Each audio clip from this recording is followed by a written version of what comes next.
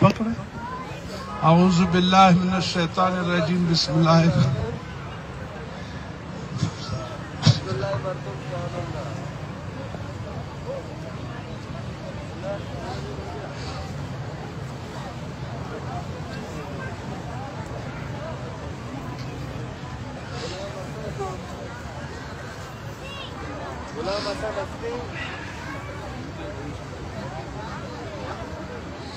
हमसे कुछ बोल नहीं सकते, बस हम इतना बोलते हैं कि अल्लाह पाक ही है। मरंग है कमरंग है, नाम भी बहुत मुश्किल है कि हम लोगों में इतना ताकत आ जाए, गैरत आ जाए। इंशाल्लाह इसका चौथा हिस्सा भी आ जाए ना, इंशाल्लाह ये पूरा गड़बड़ खत्म होएगा।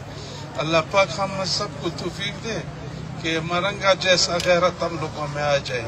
एक टुकड़ा भी आ जाए ना, इंशाल्लाह अल्लाह पाक फैसले करेगा। बाकी हर आदमी सोचे ना, जो मुंह पे बोलते हैं कि हम आपके साथ गम में बराबर के शरीक है,